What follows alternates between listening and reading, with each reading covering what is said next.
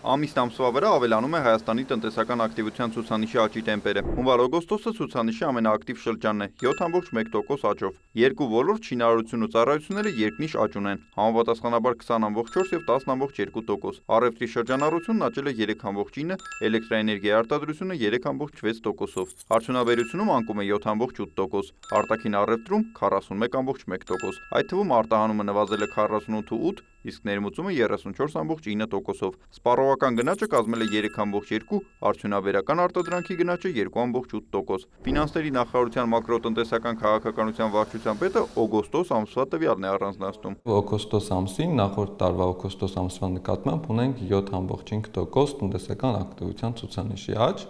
եւ երբ որ նայում ենք տարբեր ճյուղերով, ապա բարձր աճ կա նաեւ, եթե խոսում ենք դիսկրետ արդյունաբերության ոլորտը արդեն իսկ օգոստոսի նկատմամբ գրանցել է 5,8% աճ, սա նաև պայմանավորված են հանգամանքով, որ արդեն անցած տարվա օգոստոսի բազայում ոսկու վերամշակման եւ վերարտահանման գործոնը փոքր է եղել եւ արդեն ինչպես սպասում էինք, արդյունաբերության ոլորտում նույնպես գրանցվում է աճեր։ Շինարարությունը մի քանի տարի է տնտեսության լոկոմոտիվներից է դարձել, արձանագրում են մասնագետները։ Տնտեսագետ Սոս Խաչիկյանի խոսքով տնտեսության դիվերսիֆիկացիա է նկատվել ոլորտային առումով։ Ընդ որում դիվերսիֆիկացիան ոչ թե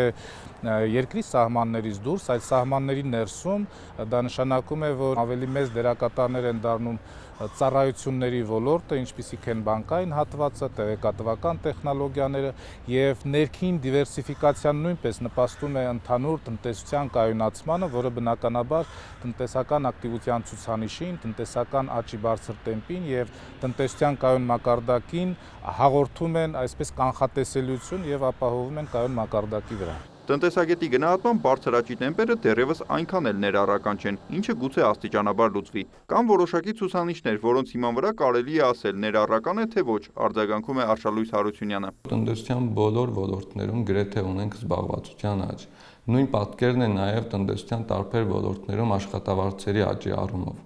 Եվ եթե խոսենք սոցիալական ցուցանիշներից, ապա նաև ունենք գործազրկության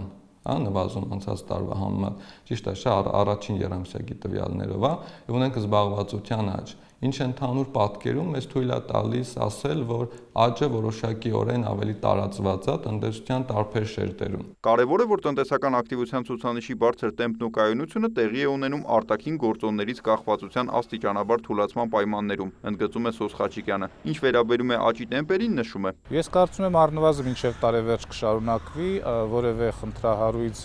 երևույթ տնտեսական քաղաքականության շրջանակում տարածաշրջանային մակարդակով չի նկատվում, ընդհակառակը առայժմ ազդակները շատ ավելի դրական են հաղորդակցության ուղիների բացման հետ կապված, տարածաշրջանային փոխգործակցության հետ կապված։ Այս շաբաթ կառավարության հաստատմանը ներկայացված 2026-ի բյուջեի նախագծի ուղերձում ֆինանսների նախարարությունը այս տարվա համար տնտեսական աճի իր կանխատեսումը պահել է 5,2%-ի սահմանում։